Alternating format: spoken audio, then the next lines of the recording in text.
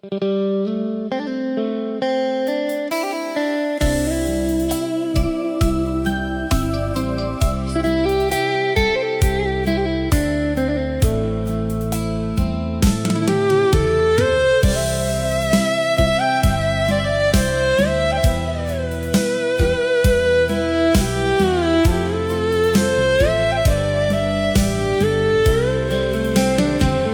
នេហាដំបូងផ្អែមដូចទឹកឃ្មុំពាក្យពេចន៍ស្រទន់លួងលោមចិនដានិយាយផ្អែមល្ហែមពីរសវាចាឆ្លើយឆ្លងស្នេហាភាសាអូនបងចេះយល់ចិត្តគ្នាក្នុងគ្រាលំបាកតួគ្មានប្រាកាក់ក៏មិនសៅមកបាយប្រហុកទឹកត្រីជួបជុំអូនបងនេះជាកំរងសេចក្តីស្នេហាពេលខ្លះក៏ឆ្លោះទាស់តែងនឹងគ្នាចាននឹងស្លាបព្រាតែងតែប្រេះឆាប៉ះទង្គិចគ្នាតូចធំយ៉ាងណាតែក្នុងចិនដាចោលគ្នាមិនបានឆាកជីវិតគូមានគ្រប់រសជាតិខ្លះបែកខ្លះឃ្លាតគ្មានអ្ន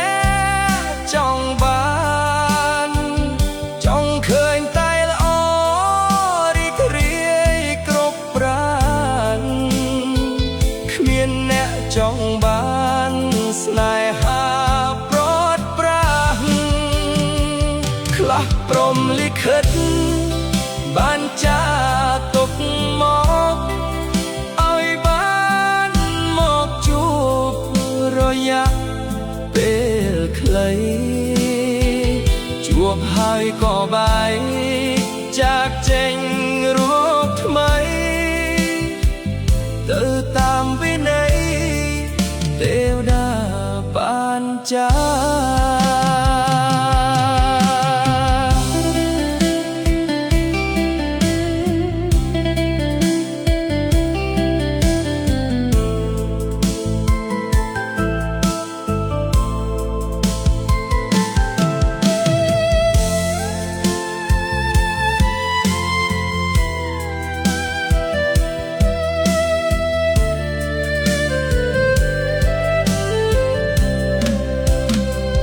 ពេលខ្លះក៏ឆ្លោះទាស់តែងនឹងគ្នាចាននឹងស្លាបព្រាតែងតែប្រេះឆាប៉ះទង្គិចគ្នាតូចធំយ៉ាងណាតែក្នុងចិនដាចោលគ្នាមិនបានឆាកជីវិតគូមានគ្រប់រសជាតិខ្លះបែកខ្លះឃ្លាតគ្មានអ្នកចង់បានចង់ឃើញតែល្អរីករាយគ្រប់ប្រាណ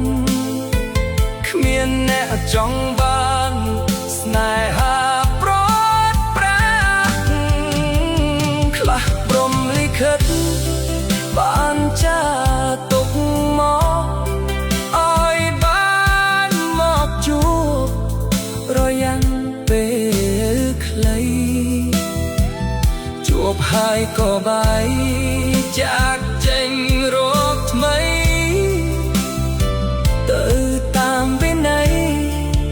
ទេវតាបានចា